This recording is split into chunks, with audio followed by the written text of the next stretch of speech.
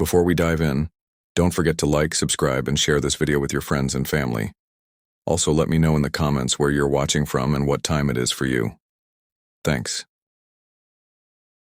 I was dead on my feet after another 10-hour shift at the body shop, my hands smelling like motor oil, and my back aching from bending over busted bumpers all day.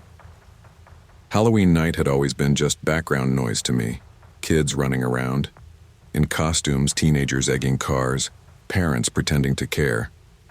But that year felt different.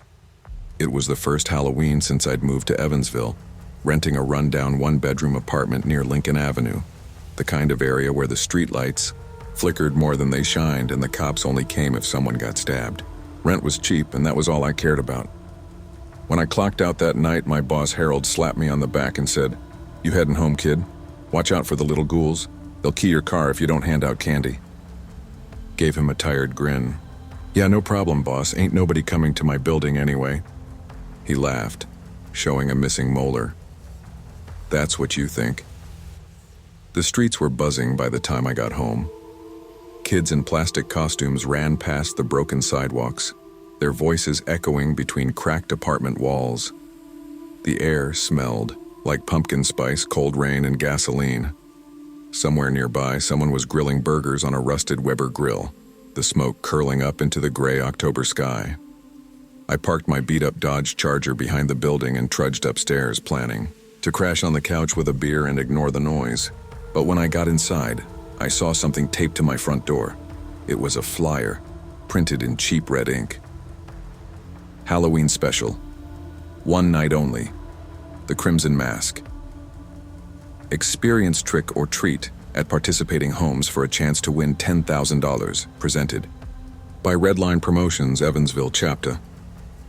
At the bottom, there was a list of addresses, most of them within walking distance. I almost tossed it away. But then I looked closer and saw one of the addresses was right next door, the abandoned duplex that had been boarded up since I moved in. Curiosity kicked in. I'd walked past that place a dozen times.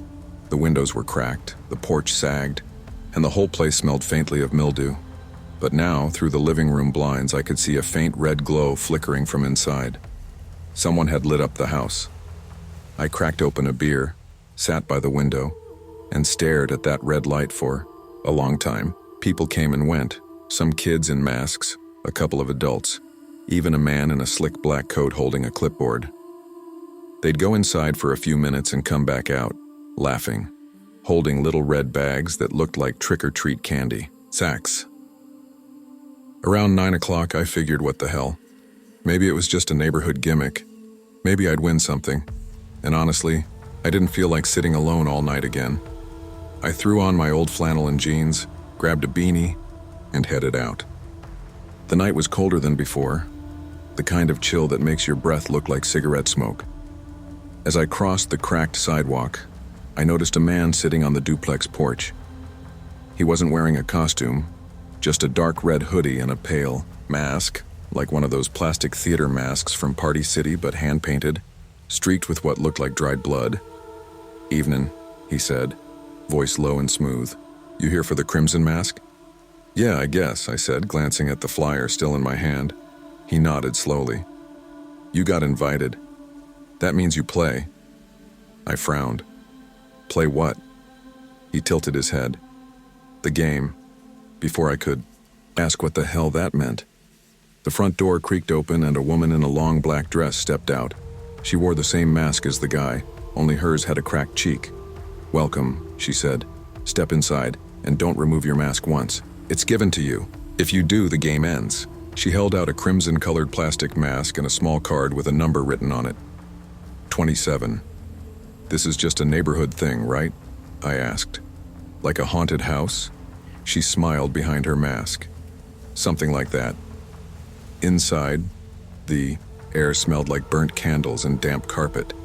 A faint sound of whispers filled the hall. There were maybe 20 people scattered around the living room, all wearing masks. Some were laughing nervously, others scrolling on their phones, and one guy was chugging from a flask like he wanted to forget where he was. In the corner, an old tube TV played static. The woman in black stood by it and raised her hand. "Welcome to the Crimson Mask," she said. Tonight you will each visit 3 houses. At each house, you'll receive a piece of the truth. Complete the game, and you'll win. The whispers grew louder. My phone buzzed in my pocket. An unknown number texted me. House number 2 waits for you. Follow the red lights.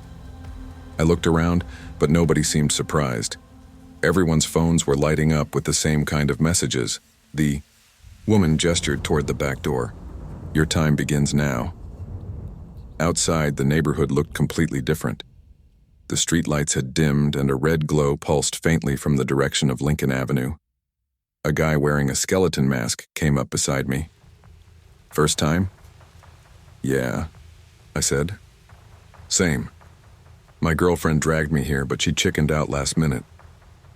He chuckled, but it sounded forced. Guess I'm playing alone now. We walked together toward the first house. It was only a few blocks away, but each step felt longer, like the world around us stretched out. The red glow came from cheap LED lights lining the porch. The door was already open. Inside, everything smelled like copper. A woman in a blood red apron stood behind a kitchen counter. Her hands were wet, but I couldn't tell if it was water or something else. Happy Halloween, she said sweetly. Take a treat. On the counter were 3 small Krabby Patty-style sliders, each on a paper plate. I laughed. Seriously? They're serving burgers now? The skeleton mask guy shrugged and picked one up. Hell, I'm starving. He bit into it before I could say anything. His body stiffened instantly. His mask fell off and blood poured from his mouth like syrup. He dropped to the floor, convulsing, his eyes rolling back. I stumbled backward, slamming into the door frame. The woman behind the counter just smiled. He shouldn't have taken the first bite. It wasn't his turn. I ran. I didn't look back. I sprinted down the block until my lungs burned. I ripped off the mask, gasping, but my phone buzzed again. You broke the rule. You took it off. The game follows you now. My heart slammed in my chest. I threw the phone to the ground, but it buzzed again, this time from somewhere else. A faint light glowed behind me. Someone was walking toward me, wearing my discarded mask. Put it back on, a voice said from under it. It's your turn. Ran again, cutting through alleys, tripping over trash bags and broken bottles. The entire neighborhood felt wrong. Every house I passed had the same red glow in its windows. Faces stared at me from behind curtains. At one point, I saw Harold's truck parked outside one of the houses. He was standing in the doorway, still in his work shirt, maskless. He looked terrified. Ethan, he shouted. Don't. Before he could finish, someone grabbed him from behind and dragged him inside. The door slammed shut. I turned and bolted for home. When I finally reached my apartment building, the red glow was there too, leaking from under the doors, pulsing softly like a heartbeat. I stumbled upstairs, slammed my door and locked it. But when I looked at the window, my reflection wasn't mine. I saw myself, wearing the crimson mask. I blinked. The reflection grinned. Then my phone rang. Unknown number again. Game's not over, NAR 27. You brought it home. I dropped the phone and backed away.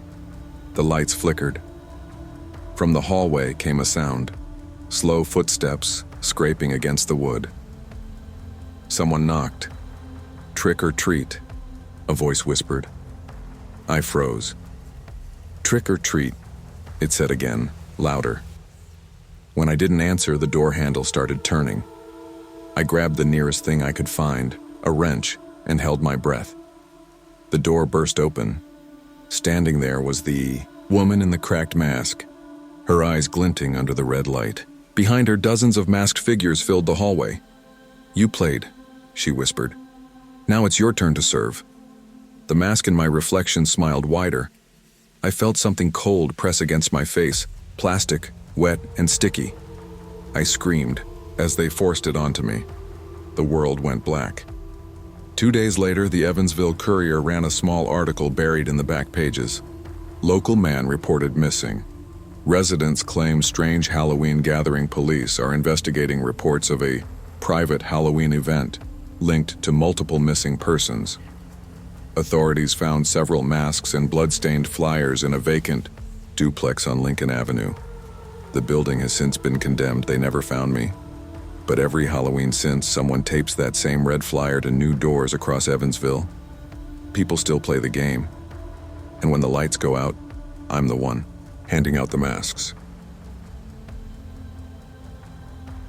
I grew up in a quiet little town in Pennsylvania called Millbrook, one of those places where everyone knew everyone, where fall always smelled like burnt leaves and cold air. Halloween was a big deal there. Every year the whole town decorated. Early, fake cobwebs draped over porch lights, carved pumpkins on every step, paper ghosts hanging from trees that had long lost their leaves. But that year, 2019, something about Halloween felt off. Maybe it was just me. I just moved back home after years of living in the city, broke, exhausted, and barely keeping it together after a bad breakup. I was 31, crashing at my mom's place until I could figure things out. I told myself I'd only stay a few months, but as soon as October rolled around, I found myself drawn to the same old streets I used to trick or treat on as a kid. Back then, everything had felt magical.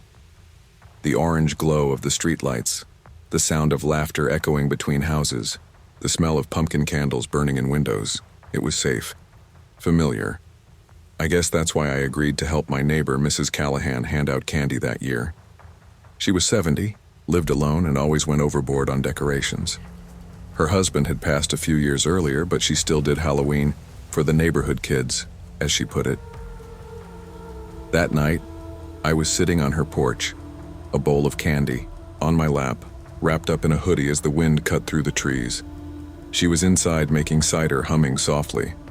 The kids came in waves, little vampires, superheroes, princesses, and zombies. Every few minutes the porch light flicked on, and I'd hear that familiar shout, "Trick or treat." I smiled every time. For a moment, I forgot about everything. The breakup, the debt, the exhaustion. It was just normal again. But around 9 p.m., things started to get strange. The crowd of kids thinned out, and the street grew quiet. The wind picked up, rattling the fake skeletons and tossing leaves across the pavement. I was scrolling through my phone when I noticed someone across the street, a lone kid standing perfectly still under the flickering streetlight. He was wearing an old-fashioned costume. Looked handmade. A white cloth mask with 2 small eye holes and a faded brown cloak that dragged across the ground. I thought maybe it was one of the neighbors' kids being shy, so I called out, "Hey buddy, you trick-or-treating?" He didn't respond, didn't even move, just kept staring. I chuckled nervously. "You want some candy?" He tilted his head, slow, unnatural, like a puppet on a string, and started walking toward me. The way he moved made my stomach tighten. No bounce, no rhythm. Just stiff, steady steps like he was dragging his feet. I waited at the top of the porch, bowl in hand, trying to act casual. When he reached the steps, he stopped again. Up close, I could see that the mask wasn't paper or plastic. It looked dirty, like old fabric that had soaked up something. The edges were frayed and the holes weren't even cut evenly. "You okay, kid?" I asked. He raised his little brown paper bag, silent. I reached in the bowl and tossed a few pieces in. "There you go. Happy Halloween." He didn't leave. He just stood there, bag still raised, staring at me through those uneven holes. "Hey, you good? Where are your parents?" "Nothing." The air felt heavier now.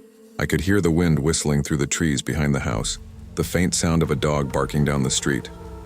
Then, slowly, he lowered the bag and turned around, walking back into the fog that had started to creep along the road. I exhaled, shaking my head. "Weird kid," I muttered. When Mrs. Callahan came back out, I told her about it. "Oh, that's probably Tommy," she said, waving it off. "The Reynolds boy. He's quiet, doesn't talk much." "Does Tommy wear creepy, homemade ghost costumes?" She laughed. "Oh, honey, it's Halloween. They all look creepy." I wanted to believe her, but something about that kid lingered in my mind. The way his head tilted, the silence, that old stained mask.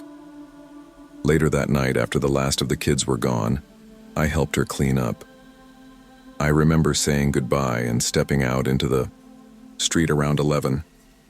The fog had thickened. I could barely see 10 feet ahead. The air smelled like wet leaves and burnt pumpkin.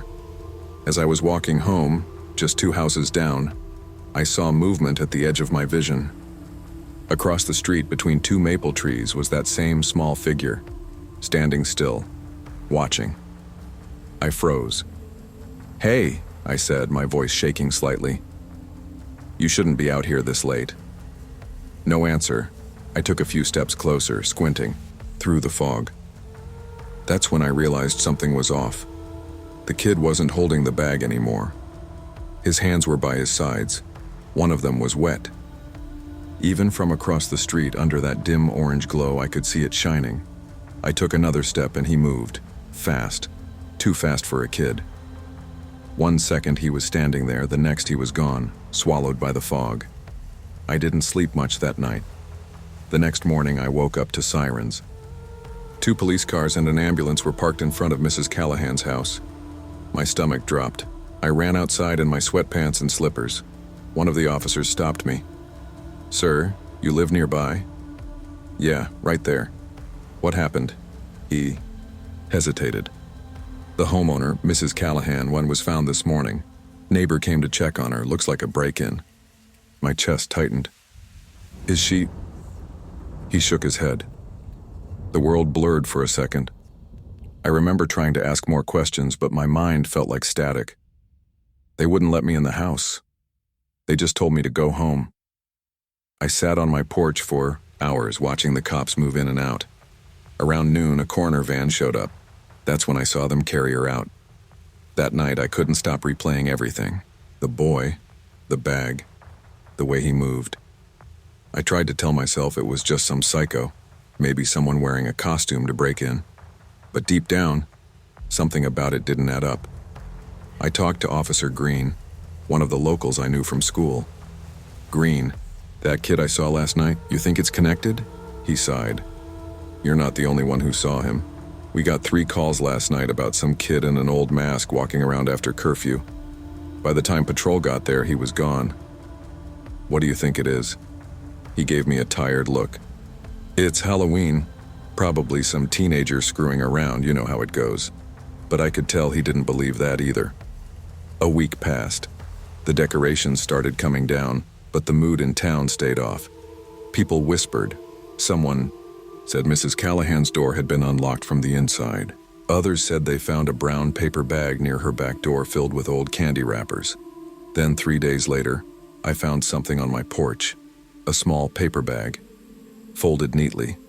Inside were 3 pieces of candy, the same kind I'd handed out that night, and a note. Just one line. "You forgot to say trick or treat." My hands went cold. I looked around. The street was empty. I called Green again. He came by, took the bag, wrote up a report. But I could tell by the way he looked at me, he thought I'd left it there myself. That night, I didn't sleep. Every creak of the house sounded like footsteps. Every shadow in the fog looked like that small figure.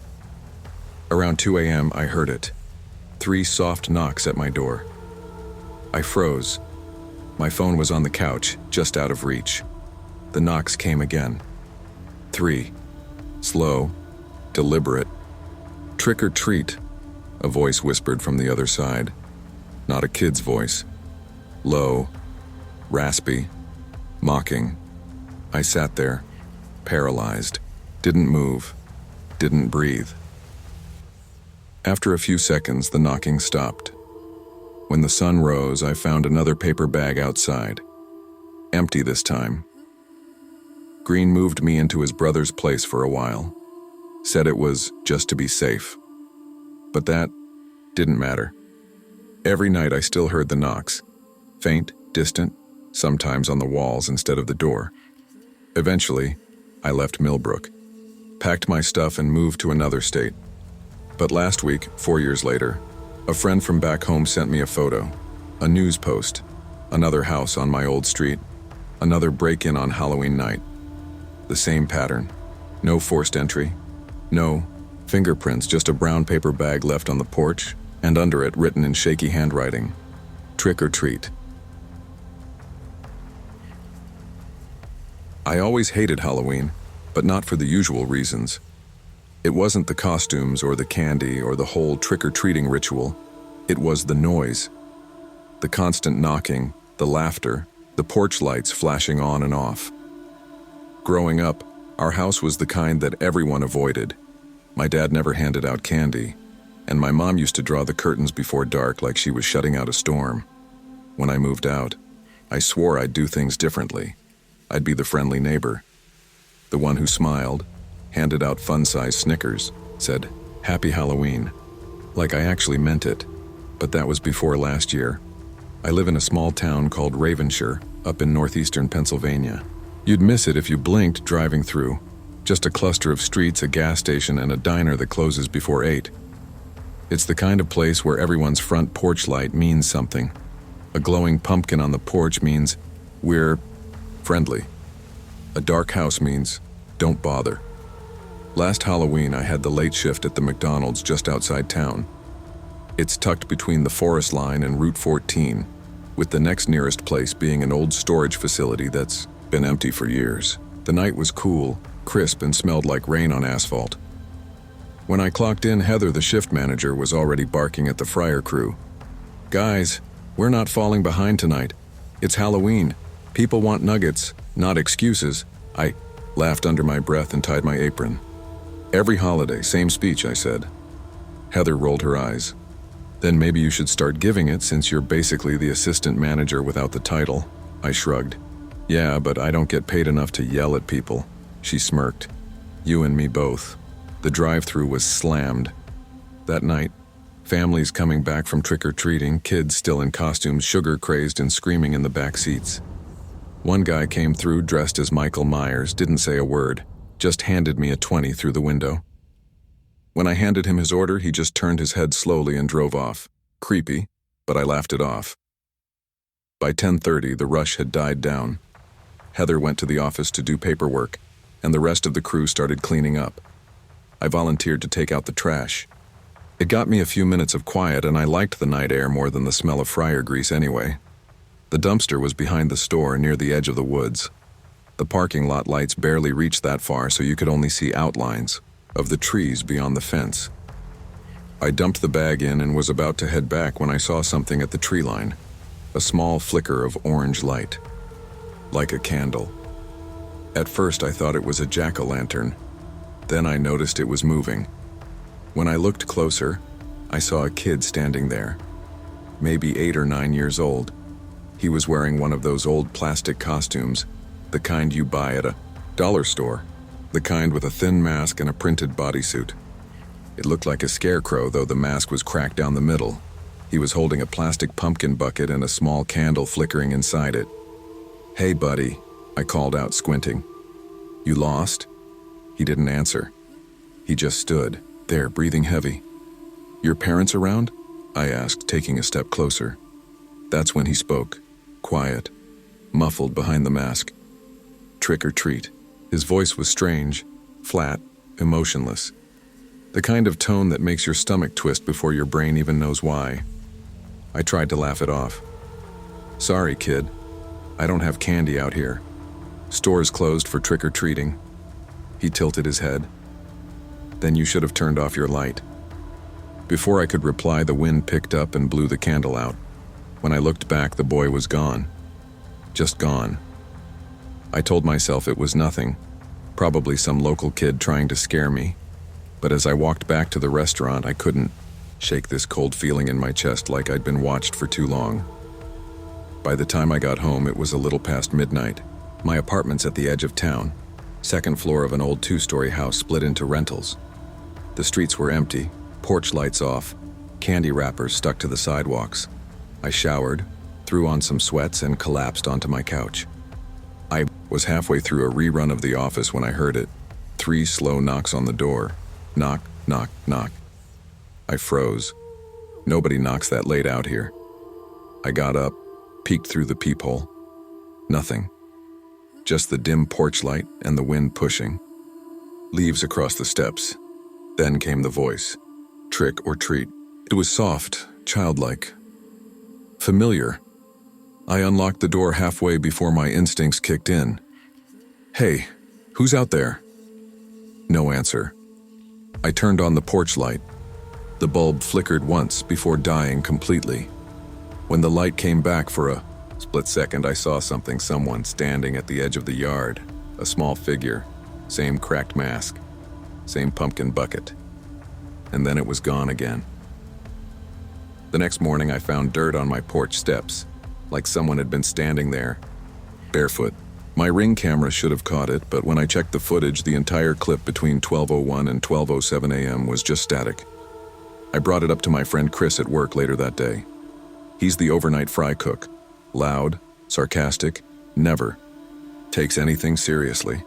"Bro," he said between bites of a McDouble, "it's Halloween. Probably some dumbass kid trying to freak you out." "Maybe," I said, "but my doorbell cam doesn't glitch like that." Chris grinned. "You think it's a ghost kid? You need holy fries or something?" I rolled my eyes, but deep down, I wasn't laughing. That night when I got home, I noticed something else. Muddy handprints on my window. Small hands. I decided to leave my phone recording by the window just in case. Around 2 a.m., I woke up to a faint sound, like plastic scraping against wood. I stayed still, barely breathing. In the morning, I checked the recording. The sound was clear, slow, deliberate tapping. Then a whisper, "Trick or treat." And then laughter. Not a child's laughter. Something deeper. Wet. Like someone laughing through water. 2 nights later, I was closing again. Heather had called out sick, so I was in charge. Around 11:15, the drive-through bell went off. I checked the monitor. Nothing. I pressed the mic. "Drive-thru's open, can I help you?" Silence. Then static. Then that same phrase again. "Trick or treat." I froze. "Is this a prank? Who is this?" No reply. I walked to the back door, the same one that led to the dumpster. The fog outside was thick, but I could make out the faint outline of something. Standing near the fence, a kid, the same scarecrow mask. Only this time the costume looked darker, wet, almost soaked through. "Hey," I shouted, trying to sound brave. "I don't know what game you're playing, but you need to leave, all right?" He tilted his head just like before. "You didn't give me candy," he said. "You owe me." The air suddenly smelled like soil and rot.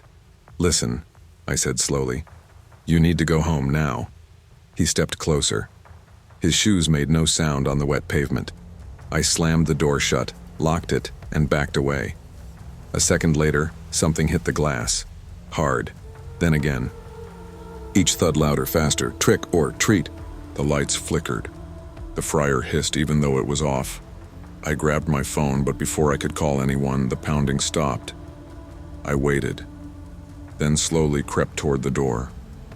When I looked out the small window, he was gone. But on the concrete, written in something dark and dripping, were the words, "One more night." I didn't go to work the next night. I called off, told Heather I had the flu. Around 9:30, there was a knock at the door. I froze, my heart thudding so loud it felt like it filled the room. Knock, knock, knock. I didn't move. Then came the whisper, right outside the door, "Trick or treat." I didn't breathe, didn't answer. Another knock, harder this time, "Trick or treat." I reached for my phone to call the cops. But before I could dial, I heard the scraping sound again, like something dragging across the floor, from inside the house. I turned slowly toward the hallway, and there he was, standing in the dark, his cracked mask glinting under the faint TV light. "How did you—" He stepped forward. I stumbled back against the wall. His mask shifted slightly, and I saw what was underneath. No face, just blackness, empty and endless. He raised his bucket toward me. Inside, instead of candy, were teeth. Human teeth, small and yellowed. "You forgot to give me mine," he said softly. I screamed, grabbed the nearest thing, a lamp, and threw it. The light shattered. When I turned back, he was gone.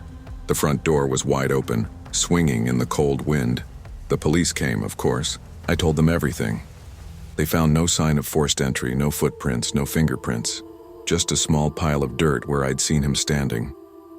They said maybe I fell asleep and dreamt it. Maybe it was exhaustion from work. Maybe I was under stress. But I know what I saw. I moved out of Ravenshire a month later, got a new job at a coffee shop 2 towns over. No night shifts, no Halloween decorations. But every October 31st, like clockwork, I find something waiting on my porch in the morning, a small plastic pumpkin bucket filled with dirt and 1 human tooth. I never liked Halloween much, at least not since I was 12.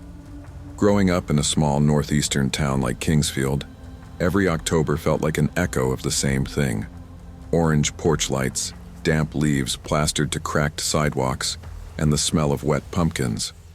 The kind of town where everyone knows everyone else's business, where gossip travels faster than the mail. You don't get to reinvent yourself in Kingsfield. You just grow older and quieter. I work nights at the McDonald's on Route 17, right? At the edge of town. It's one of those 24-hour ones that somehow feels more isolated after dark. The bright yellow arches outside glow like a beacon for truckers, shift workers, and the occasional drunk from Murphy's bar down the road. I've been there for 6 years, ever since my dad's stroke forced me to drop out of community college and take care of him. My manager, Lydia, always says I've got a reliable face. I think that's her polite way of saying I look tired enough to belong there. Halloween night was supposed to be quiet. The storm warnings had kept most of the trick-or-treaters home, and even Murphy's was half empty when I passed by at 8. Inside McDonald's, the fryer hummed, the fluorescent lights buzzed, and the smell of fries and grease soaked into everything, including my hoodie. It was just me, Tina, our shift lead, and Kyle, the new kid from the high school. Kyle was the kind who kept his earbuds in half the time and laughed at his own jokes. He was supposed to close with me that night, but he'd been complaining about his stomach since his break. "You think maybe it's the nuggets?" he asked, leaning against the counter. "I think it's the 4 Monster energy drinks you had before your shift," I said. He groaned. "Man, I'm dying. Halloween curse or something." Tina was counting the register, humming some old country song under her breath. She looked up and said, "You're fine, Kyle. Finish wiping down the lobby, then you can head home. We'll cover." He didn't argue, just gave a weak thumbs up and shuffled off toward the lobby with a rag and spray bottle. Outside, the wind picked up, howling across the empty parking lot. The rain came in sideways, pelting the big glass windows with such force that the neon reflections rippled across the wet tile floor. I was restocking the condiments when I heard the soft crackle of the drive-through intercom. It wasn't the usual chime, just static. Then through the noise came a faint voice. "Trick or treat." I froze. It wasn't playful. It wasn't some kid goofing off. It was slow, almost slurred, like each word took effort to form. I pressed the button. "Drive-thru's open, sir. What can I get you?" Silence. Then again. "Trick or treat." Tina looked up from the register. "What the hell was that?" "Someone screwing around," I said, forcing a laugh. "Probably kids with a Bluetooth speaker or something." But when I looked at the drive-through camera monitor, there was no car, just the rain hammering down on the empty asphalt. About 10 minutes passed before the front door chimed. The gust that followed was cold enough to raise goosebumps. Standing there, dripping rainwater onto the floor, was a man in an old brown coat. His face was pale, the skin blotchy like he'd been outside for hours. His hair was plastered to his forehead, and his eyes, gray, almost milky, seemed to flicker under the fluorescent lights. Tina instinctively stepped behind the counter. "Sir, we're closing the lobby soon," she said carefully. The man didn't answer. He reached into his pocket and pulled out a handful of what looked like damp straw. He dropped it onto the counter. The smell hit instantly. Wet earth, rot, and something faintly metallic. You okay there?" I asked. He finally looked at me. The scarecrow's hungry. Kyle laughed nervously from across the room. Yo, what? The man's expression didn't change. He just nodded toward the straw on the counter and said again, he's hungry. You should feed him before he feeds himself. Okay, I said, trying to keep my voice steady. Maybe you need to leave, sir. It's pouring outside. Do you want me to call someone for you? A ride? He shook his head, water flicking off his coat. Too late for rides, too late for all of us. Then he turned and walked right back into the storm. We watched him cross the parking lot until the rain swallowed him up. Tina exhaled hard. Well, that was freaking creepy. Yeah, I said quietly, staring at the handful of straw still, sitting on the counter. It looked wrong, moldy, and when I picked up a piece with the napkin dispenser, I realized it wasn't straw at all. It was hair. I threw it straight into the trash. An hour later, Tina left to lock the dumpsters out. Back. The storm had slowed to a drizzle and I was mopping the lobby floor. Kyle had gone home sick 20 minutes earlier. The store felt heavier somehow, like the air was thicker, muffled. Then I heard Tina scream. I dropped the mop and ran toward the back door. It was wide open, swinging in the wind. Tina stood outside, pale as chalk, pointing toward the far edge of the lot near the tree line. Tell me you see that, she whispered. At first I thought it was just the shadows moving, but then lightning flashed, and I saw it, something standing, upright in the field beyond the fence. A scarecrow. But it wasn't the usual kind. It was tall, maybe 7 feet, with a burlap sack for a head and a dark coat that flapped in the wind. Its arms hung low, too low, almost brushing the wet grass. I blinked, and when lightning flashed again, it was closer, inside. Now, I said, slamming the door shut. I bolted it and grabbed my phone, but of course, no service. Tina was shaking, muttering something about how her grandma used to tell her stories about harvest spirits. I tried to laugh it off, but when the power flickered, I couldn't pretend anymore. The fryers went silent. The buzzing lights dimmed until only the glow of the McDonald's sign outside bled through the window. Then, tap, tap, tap on the white glass. We both turned. There was something pressed against the window. A burlap face, 2 dark holes where eyes should have been, and a smile, crudely stitched in black thread. Tina screamed again and ran for the office, slamming the door behind her. I grabbed the nearest thing I could, a metal fry basket, and backed toward the counter. The tapping stopped. Then came the voice again, muffled but clear through the storm. Trick, or treat. The next hour was chaos. I tried calling the police on the office landline, but the line just crackled with static. Tina locked herself in the back and refused to come out. I could hear her whispering a prayer. At some point, the front door chimed again. My stomach dropped. I peeked around the corner. The door was wide open, swinging in the wind. Rain soaked the entryway and muddy footprints trailed across the tile. I grabbed the flashlight from the drawer and followed the tracks. They led to the counter, then behind it, toward the stockroom. Tina? I called out. No answer. The flashlight flickered as I stepped through the swinging kitchen doors. Fryers cold, floor slick with water, and then I heard it, soft, ragged breathing. In the corner, something was standing by the freezer door. For a moment, I thought it was Tina, but as I got closer, the light caught on fabric, brown burlap, a stitched mouth. It turned its head slowly toward me. Trick, or treat, it rasped. I swung the flashlight. It hit solid. The burlap tore open, revealing what looked like a hollow cavity stuffed with damp straw. But the smell, it wasn't straw. It was decay. Flesh. I ran. Out the kitchen, through the lobby, straight into the rain. I didn't stop until I reached my car. But when I got in and turned the key, the headlights came on, and there it was. Standing in the middle of the lot, head tilted, rain dripping off its sackcloth face. I backed out so fast I nearly spun out onto the road. I didn't look back. The next morning, I drove by the McDonald's.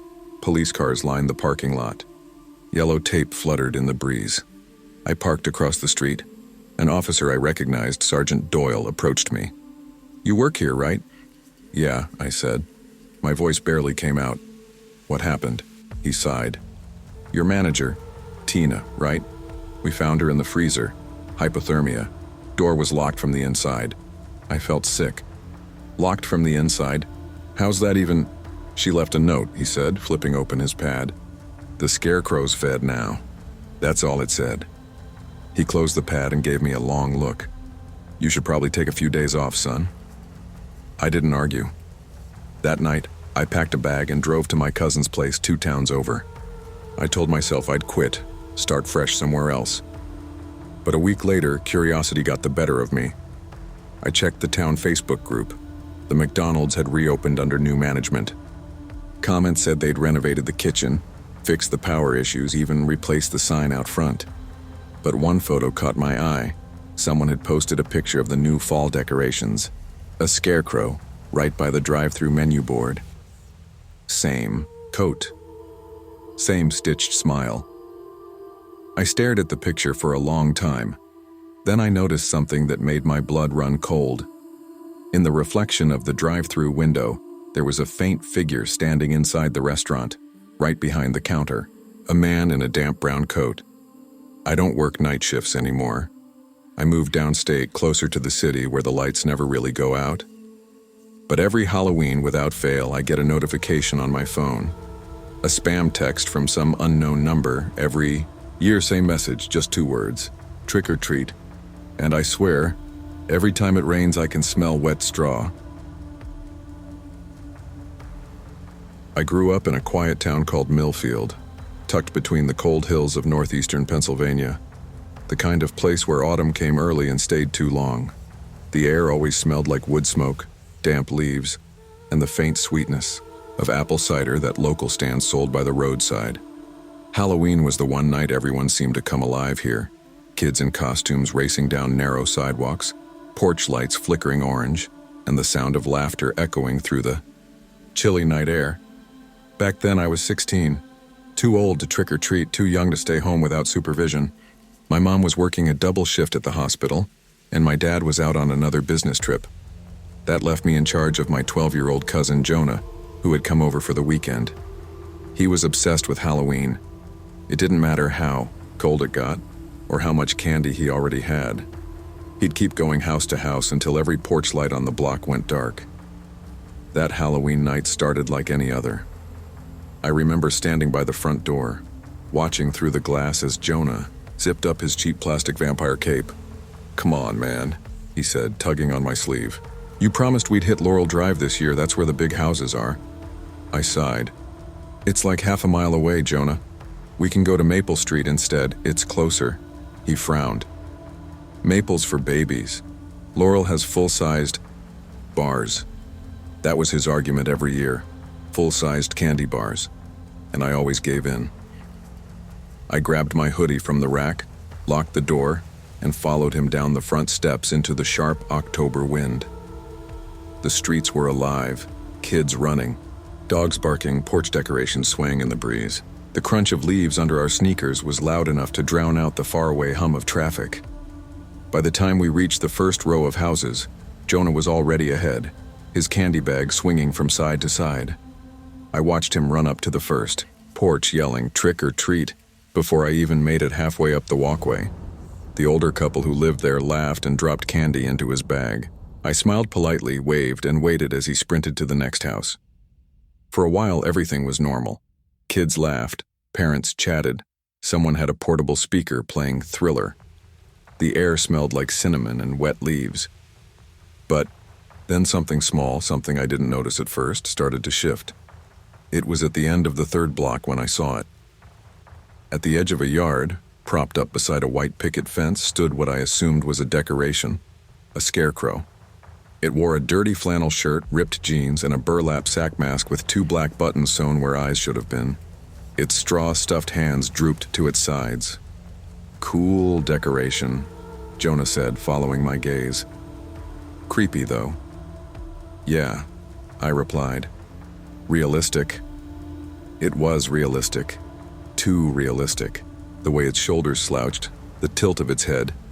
It looked less like a prop and more like someone standing perfectly still. But I brushed it off. People went all out for Halloween in Millfield. We kept walking, our breath fogging in the cold.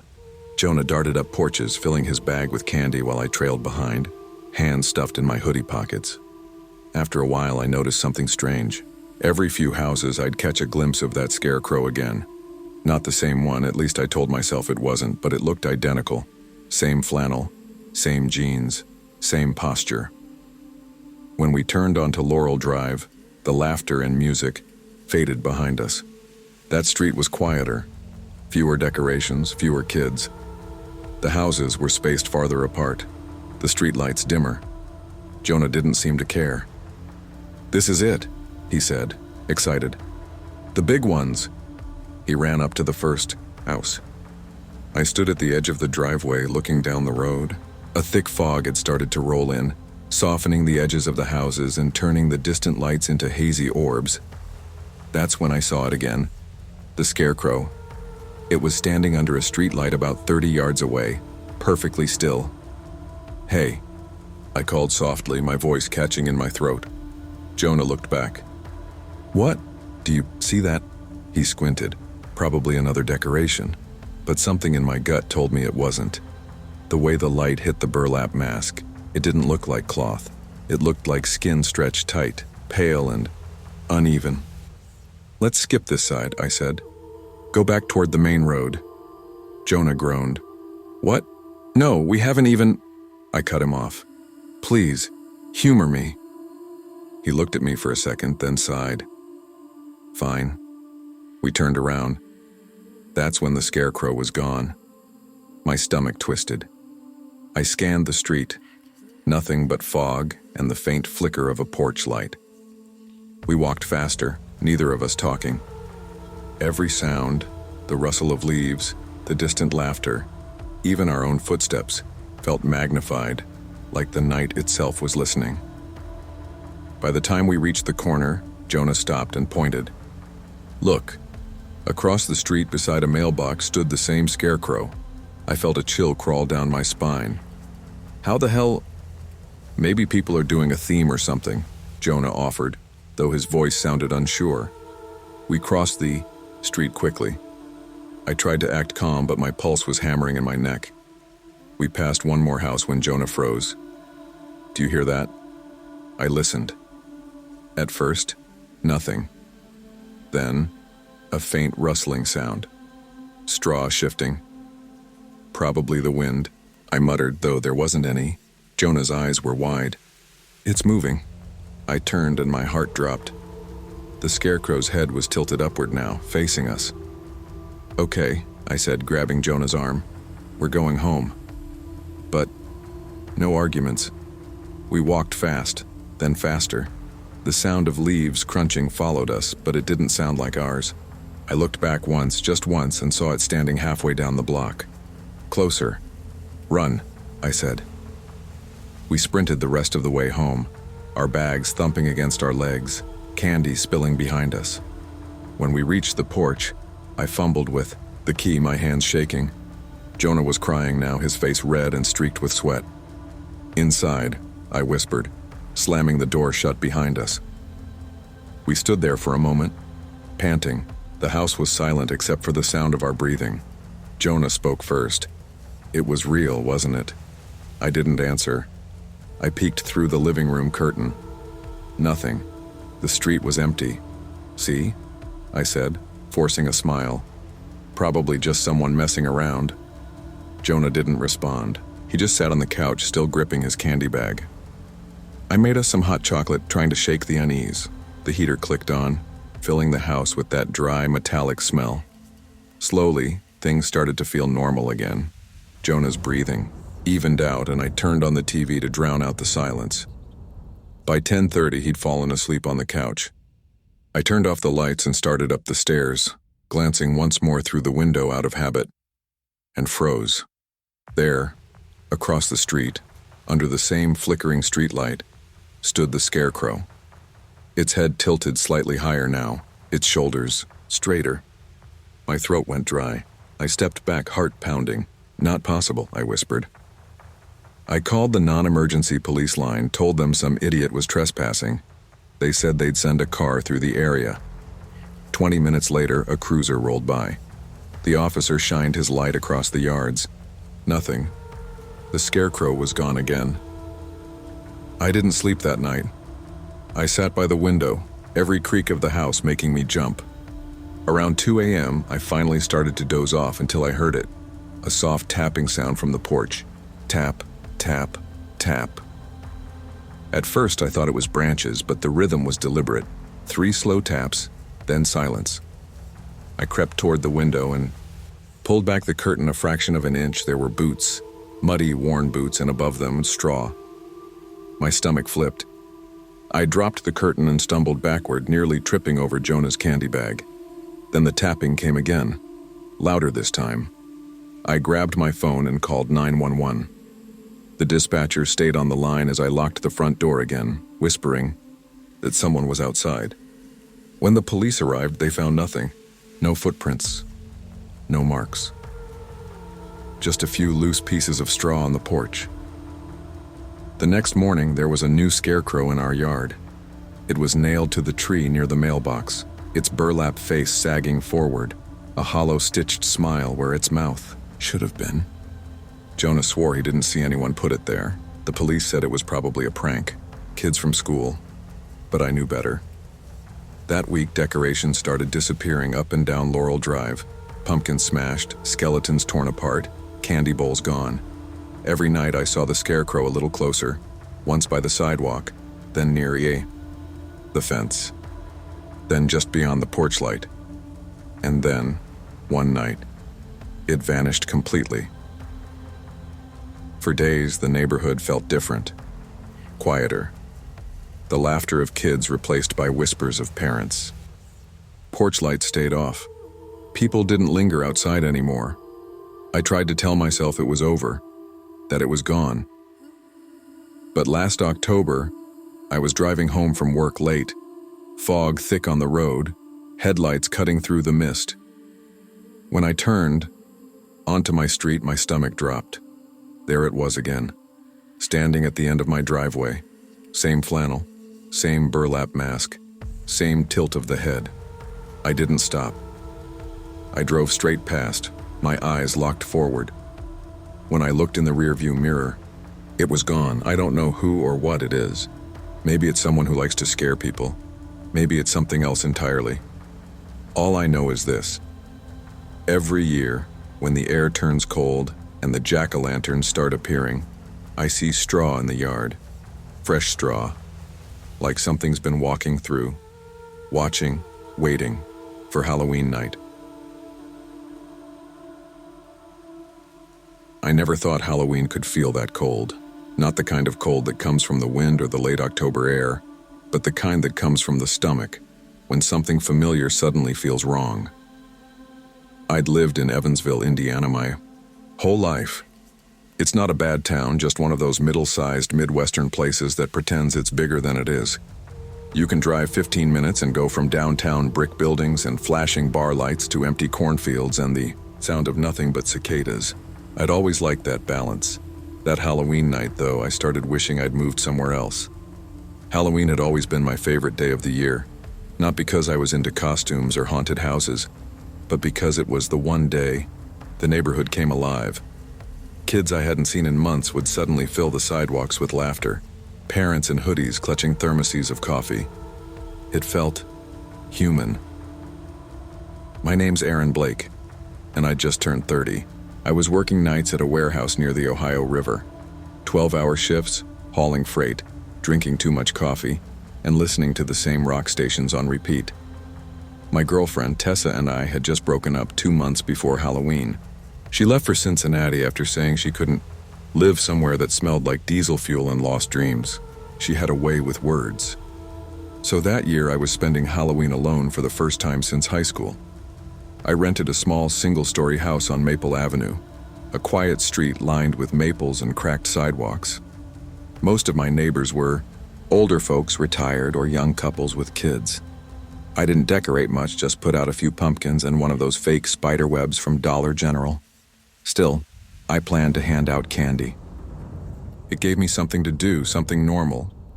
I even bought full-size candy bars like the good houses do. The plan was simple. Put on some music, crack open a beer, hand out candy until 10, and then crash. But like most plans, that one didn't survive contact with the night. The first wave of kids came right at dusk. Princesses, superheroes, a couple of tiny ghosts dragging pillowcases behind them. I remember laughing when one of the kids, a chubby little pirate, pointed at my porch and said, "You don't got no scary stuff." "Guess I'm the boring house this year," I said, dropping a Snickers into his bag. By 8 o'clock, the stream had slowed. The air had that damp chill that seeps into your clothes. I turned on the porch light, our neighborhood signal that you were still open for business, and went back inside to check my phone. Around 8:40, there was a knock. Not a kid's playful knock, but 3 slow, deliberate thuds. "All right. Last call," I muttered, grabbing the candy bowl. When I opened the door, I froze. There were 3 figures standing on my porch. At first, I thought they were teenagers, tall, wearing masks, but something about them felt staged. The masks were plain white, not the store-bought kind. They looked handmade, papier-mâché maybe, with eye holes cut unevenly. Their clothes didn't match any costume I'd ever seen. Dark jackets, old-fashioned shoes. One of them held a plastic pumpkin bucket, orange and faded. "Trick or treat," they said in unison. Their voices were hollow, too flat, like they'd practiced the line and didn't understand what it meant. Nice costumes," I said, forcing a laugh. "You guys from around here?" They didn't answer, just stood there, watching me through those uneven eye holes.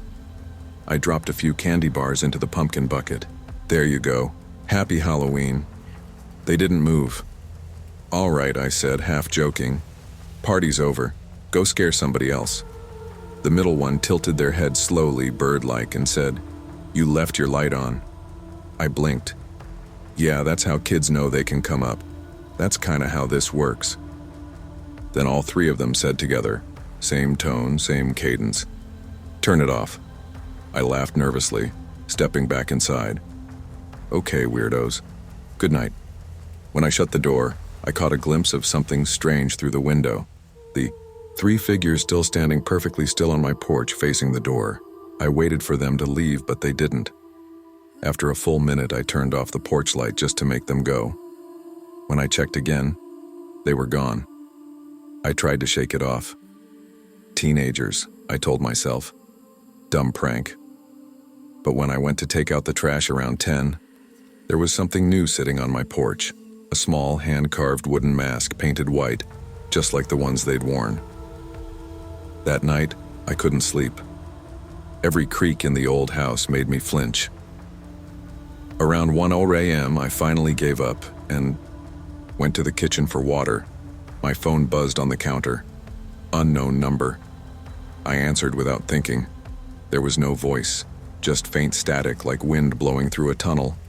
Then a whisper. "Why'd you turn off the light?" I hung. Up immediately, my chest felt tight. I locked the doors again, even though they were already locked. In the morning, I told myself it was probably a wrong number or some kid who'd seen my address on social media. Still, I couldn't shake the feeling that I was being watched. When I stepped outside for work, the wooden mask was gone. That night, I told a coworker, Luis, about it during our break. He laughed.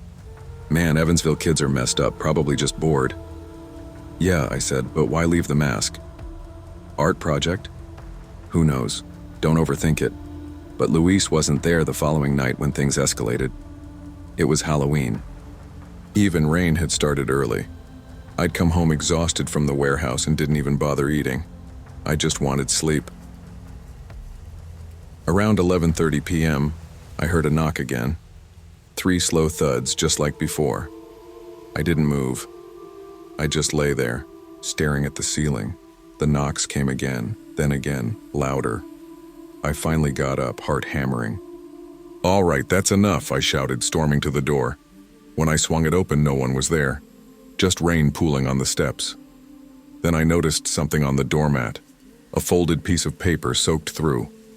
I unfolded it carefully, scrawled, In what looked like black marker were 5 words: "Turn the light back on." I tossed the note in the trash and stayed up until sunrise.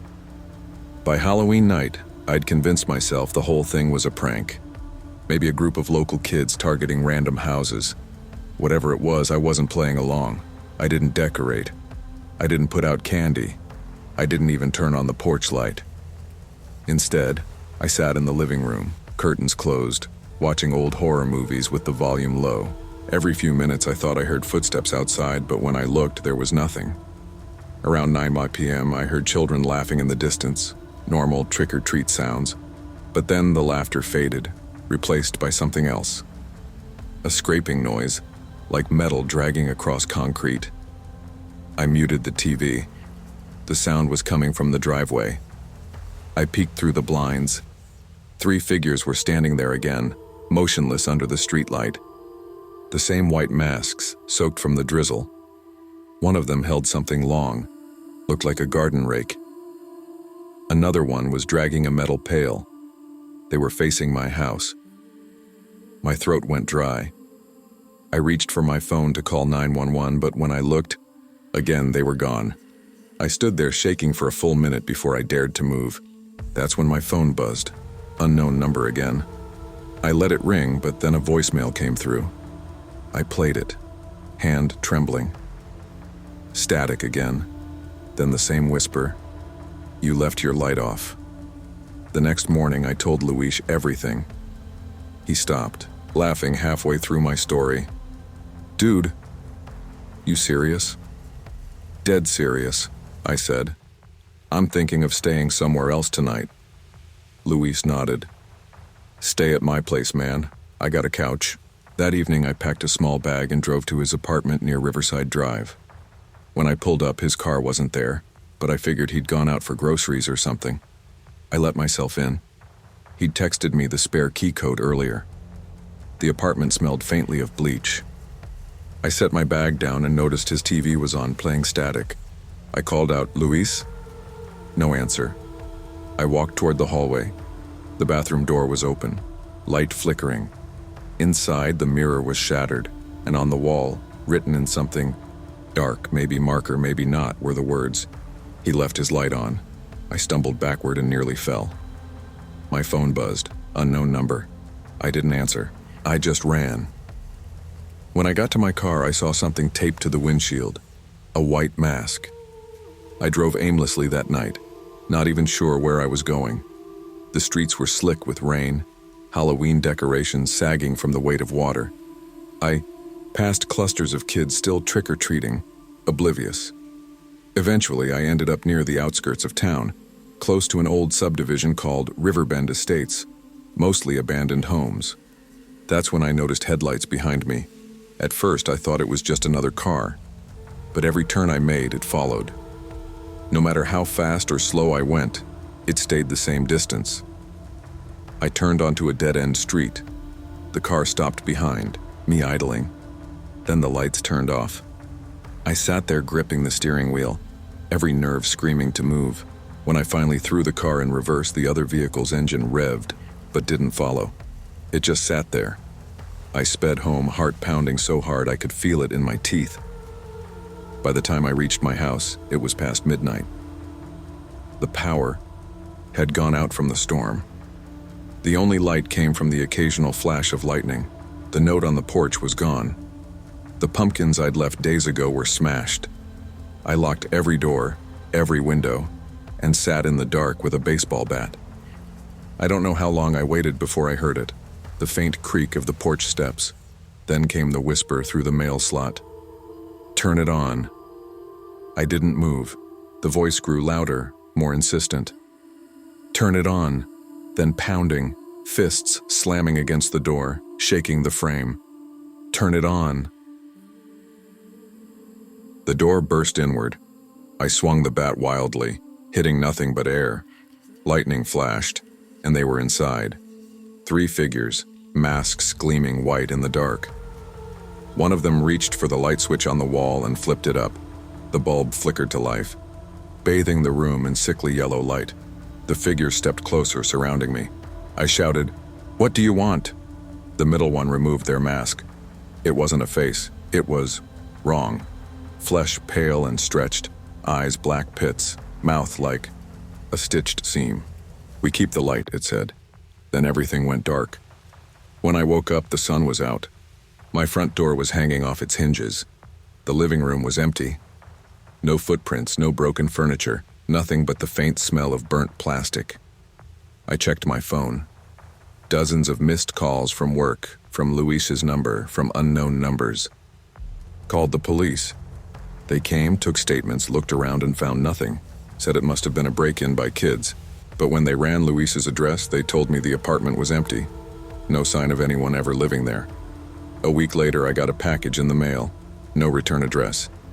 Inside was a single white mask and a sticky note that said, "Lights out." That night, I drove to the bridge over the Ohio River and threw the mask in. Watched it sink into the dark water until it disappeared. I don't hand out candy anymore. I don't even decorate. Every Halloween, I leave town. Because sometimes when the wind picks up just right, I swear I still hear them outside. 3 soft knocks, perfectly spaced, and a whisper that crawls under my skin. "You left your light on." I never liked Halloween as much as everyone else in town. Don't get me wrong, I grew up loving the candy runs, the costumes, the porch lights glowing orange, all that small-town magic. But as I got older, something about the night just stopped feeling right. Maybe it was the way the quiet streets looked too empty after dark. Or maybe it was because of what happened that one October when I was 12. Our town, Maple Hollow, sat tucked between pine ridges and a patch of old farmland that everyone swore was haunted. We were one of those places where people still waved at each other from their driveways, where the corner diner closed at 8, and the leaves burned red and gold in the fall like the whole town was on fire. That Halloween started normal enough. I'd just come home from school tossing my backpack on the couch when Mom yelled from the kitchen, "Eli, don't forget to take your sister out tonight. I'm working the late shift and your dad won't be home till morning." "Yeah, I know," I said, trying to sound less annoyed than I felt. "You've told me like 3 times. She appeared, from behind the fridge door wearing her nurse scrubs and that look that said, "Don't push me tonight." "Just keep an eye on her, all right? No wandering off near the farms?" I nodded even though I already knew we wouldn't. Nobody went near that stretch anymore, not since that old barn burned down 2 years earlier. My sister, Lily, burst from her room in a flash of glitter and tulle. "I'm a fairy," she announced proudly, wings bouncing behind her. "Yeah, I can see that," I said. "Pretty sure they heard you in New Hampshire too." She frowned. "You're no fun, Eli." "Didn't say I was." She rolled her eyes. She'd just turned 9 and thought I was officially too old to understand joy. I pulled on my black hoodie, stuffed some fake fangs in my pocket, and figured that was costume enough. By the time the sun began to dip behind the ridge, the air had that chill that made your nose sting. The streetlights buzzed to life one by one as we joined the rest of the neighborhood. Kids ran in packs, their plastic candy buckets clattering. Porch lights glowed warm, candles flickered inside jack-o'-lanterns. "Don't forget to say thank you," I reminded Lily for the 10th time. Yeah, she said, running up the next driveway. I stood back on the sidewalk, hands stuffed in my hoodie pocket, watching her skip from porch to porch. Everything smelled like caramel and cold leaves. Parents chatted at the ends of driveways. Somewhere a speaker played Monster Mash. It all felt good. Normal. Until I noticed the house at the very end of the street. It wasn't abandoned. Not exactly. But no one had lived there for years. The yard was overgrown, the porch sagged in the middle, and the mailbox leaned sideways like it had given up trying to stand straight. But tonight the porch light was on, a dim yellow bulb swinging slightly in the breeze. "Hey, Lily," I called. "Skip that one." She turned, confused. "Why?" It's old. Probably not handing out candy. But she looked anyway, squinting down the road. "There's a bowl out front." Before I could stop her, she was already halfway there. "Lily, come on." I jogged after her, my sneakers crunching over dry leaves. The air grew colder as we neared the house. I could smell damp wood and something faintly metallic like rust. Sure enough, there was a bowl sitting on the steps. Plastic cracked on one side, filled with candy bars. A sign was taped to it, written in messy red marker, "Take one." But what caught my attention wasn't the bowl. It was the thing, standing in the yard, a scarecrow, tall, maybe 6 feet, wearing a flannel shirt and a wide-brimmed straw hat. The face was just a burlap sack, stitched in a crude smile. It leaned slightly to one side like it had been there too long. "Cool," Lily said. "Look at that." "Yeah, cool," I muttered. I'd seen plenty of scarecrows before, but something about this one felt wrong. The posture looked too natural, like it wasn't stuffed tight enough, like it could just shift if it wanted to. Lily grabbed a candy bar and giggled. "See? Nothing scary." "Let's go," I said, tugging her sleeve. She frowned. "You're being weird." "Yeah, I get that a lot." We started walking back toward the main stretch, and I couldn't help glancing over my shoulder. The scarecrow looked the same, still leaning, still smiling. But I swear its head was tilted a little differently now. By the time we hit the next street, I'd shaken it off. We met up with our neighbors, the Harpers, whose twin boys were dressed as matching zombies. Their dad, Mr. Harper, was walking with them, beer can tucked into his jacket pocket. "Evenin', Eli," he called. "You on duty tonight?" "Yeah," I said, forcing a grin. "Babysitter duty," he chuckled. "Well, at least she ain't making you wear wings." Lily stuck out her tongue at him. "He's too scared to." Everyone laughed. It helped for a bit. The night felt normal again. Voices echoing, the smell of bonfires from backyards, the soft rustle of trees overhead. But around 8:30, the crowd started thinning. Parents led their kids home. Porch lights began to click off one by one. The last stretch of houses sat near the old woods, the ones everyone avoided once it got dark. Lily tugged my sleeve. "One more block?" I sighed. "You said that 2 blocks ago." "Please, just one." Her eyes had that pleading shine that reminded me too much of Mom's when she wanted something. I nodded. "Fine. 1. We turned down Birch Street, where only 2 houses still had their lights on.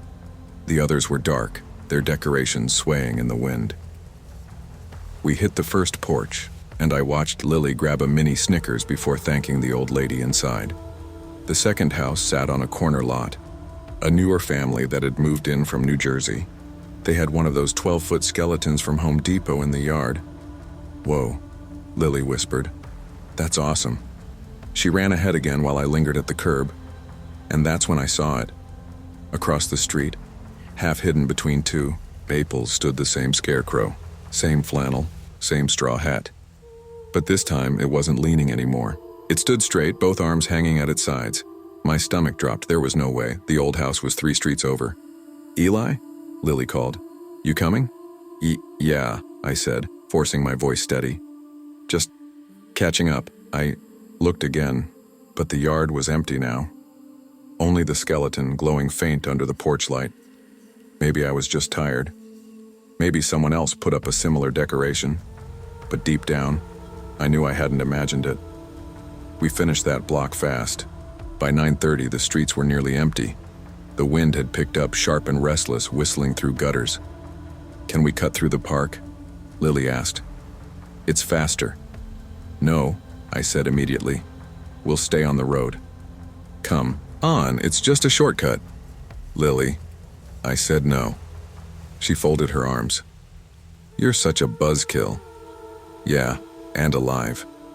We bickered the whole way back until we reached our driveway. The porch light glowed faintly, flickering from a bad bulb. The pumpkins Mom carved earlier that week sat melted and soggy. Lily darted up the steps. "Race you inside." "Go ahead," I said, scanning the yard. The street was quiet. Too quiet. Even the usual distant barking of dogs had gone silent. Then, from across the road, I saw it again. Standing at the edge of the woods. The scarecrow. Only. Now the straw hat was gone and the head tilted upward, toward me. I blinked and for a moment I thought it swayed. Just barely. "Eli," Lily called from the door. "You coming or what?" I turned, forcing a smile. Yeah, right behind you. When I looked back again, it was gone. That night, after Lily fell asleep surrounded by her candy stash, I stayed up watching TV. Some slasher movie I'd seen a dozen times, but I wasn't really watching. I was listening. The wind howled outside, rattling the windows. Every creak made my shoulders tense. I got up once to check the front door, then again 10 minutes later, just to make sure I'd really locked it.